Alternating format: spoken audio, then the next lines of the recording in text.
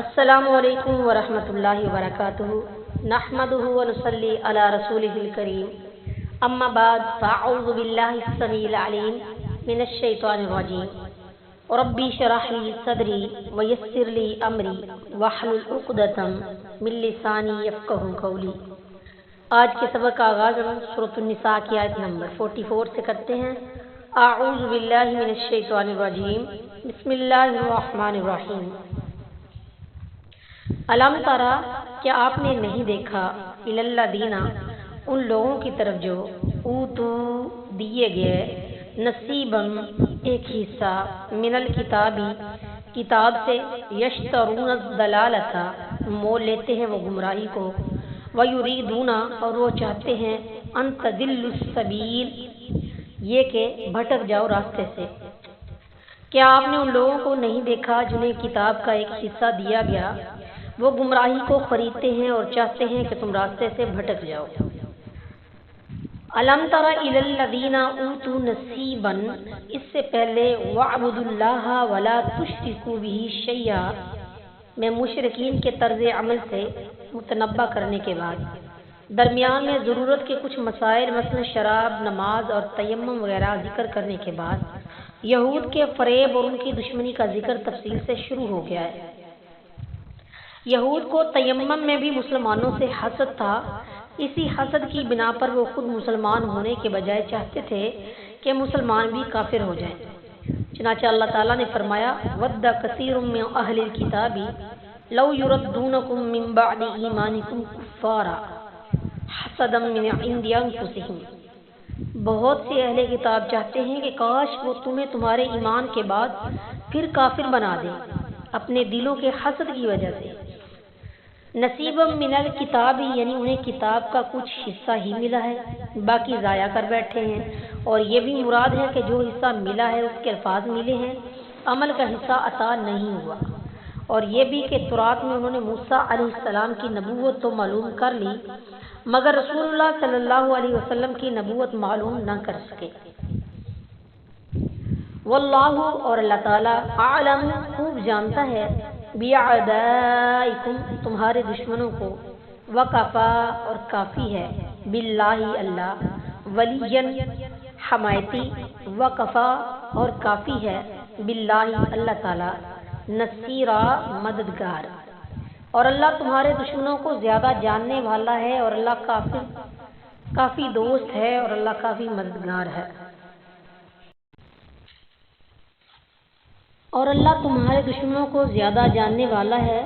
اور اللہ کافی دوست ہے، اور اللہ کافی مددگار ہے۔ من الذین، ان لوگوں سے جو ہادو یہودی ہیں، یحرفون الکلمہ تحریف کرتے ہیں یعنی بدل دیتے ہیں وہ کلمات کو، عن مواضعہ اس کی جگہ سے، ویقولون اور کہتے ہیں، سمعنا ہم نے سنا، وعصینا اور ہم نے نافرمانی کی، واسمع اور سنو، غیر مسمع نہ سنوایا جائے، وراعنا اور رائنا لیم موڑ کر، بِأَلْسِنَتِهِمْ اپنی زبانوں کو، وطعنا اور طعنہ کی نیت سے، فی الدین دین میں، ولو انہم اور اگر وہ، قالوا کہتے، سمعنا ہم نے سنا، واطعنا اور ہم نے اطاعت کی، واسمع اور سنیے، وانظرنا اور ہم پر نظر کیجیے، لکانا تو ہوتا، خیر لہم بہتر ان کے لیے، واقوم اور زیادہ درست، ولکن لعنہم اللہ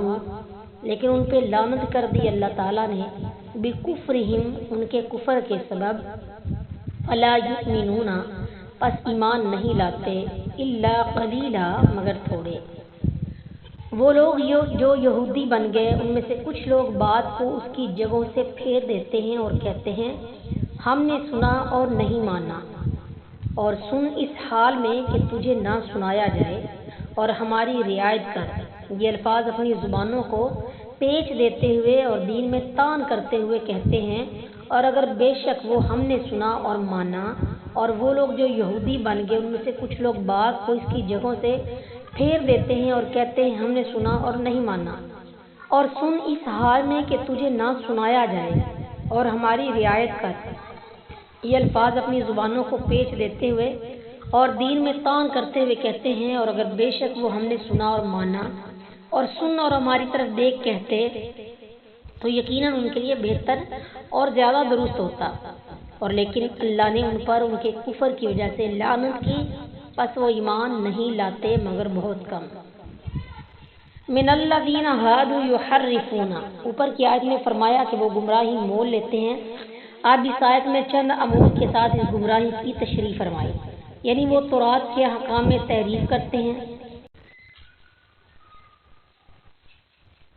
من الذین ہادوا یحرفون، اوپر کی آیت میں فرمایا کہ وہ گمراہی مول لیتے ہیں، اب اس آیت میں چند امور کے ساتھ اس گمراہی کی تشریح فرمائی، یعنی وہ تورات کے احکام تحریف کرتے ہیں، جیسا کہ سورہ مائدہ کی آیت نمبر 30 اور 41 میں ہے۔ سورہ مائدہ میں ام موادعہ کے علاوہ من بعد موادعہ بھی ہے، جس کا معنی تحریف لفظی ہے، اور یہاں ام موادعہ ہے، اس سے مراد تحریف معنوی ہے، یعنی تعویلات فاسدہ سے کام لیتے ہیں۔ مثلا قصہ ذبیح کا تعلق اسماعیل علیہ السلام کے بجائے اسحاق علیہ السلام کے ساتھ جوڑنا ہمارے زمانے میں بھی تمام بدعتیوں کا شیوا ہو گیا ہے کہ جو آیت یا حدیث امام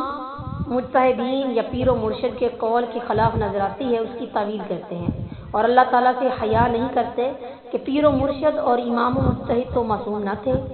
بخلاف پیغمبر کے کہ خطا سے ان کی حفاظت خود اللہ تعالیٰ فرماتے تھے۔ لیم بِأَلْسِنَتِهِمْ، لین یہ لوی یلوی لین سے ہے، بمانی توڑنا مروڑنا، یعنی زبان کو توڑ مروڑ کر روعنا کہتے جو توہین کا کلمہ ہے، جیسا کہ سورۃ البقرہ کی آیت نمبر 103 میں بیان ہوا ہے۔ ان کی ایک گمراہی یہ ہے کہ جب رسول اللہ صلی اللہ علیہ وسلم سے کوئی حکم سنتے تو ظاہر میں سمعنا کہتے، یعنی ہم نے سنا، مگر ساتھ ہی بے حد عداوت کی وجہ سے عصینا نہیں ماننا بھی کہتے تھے۔ اسی طرح آپ صلی اللہ علیہ وسلم سے کوئی بات کرتے تو کہتے واسمع غیر مسمع، سنو تمہیں کوئی نہ سنائے۔ ظاہر میں یہ نیک دعا ہے کہ تم ہمیشہ غالب رہو، کوئی تمہیں بری بات نہ سنا سکے، اور دل میں نیت رکھتے کہ تو بہرا ہو جائے سن نہ سکے، ایسی شرارت کرتے۔ وطعنا فی الدین، یعنی یہ سب حرکتیں کر رہے ہیں اور پھر دین میں طعن کی غرض سے کہتے ہیں کہ اگر یہ شخص نبی ہوتا تو ہمارا فریب معلوم کر لیتا۔ اس پر اللہ تعالیٰ نے ان کی خبث باطن کو ظاہر فرما دیا، اور وہی طعن الٹا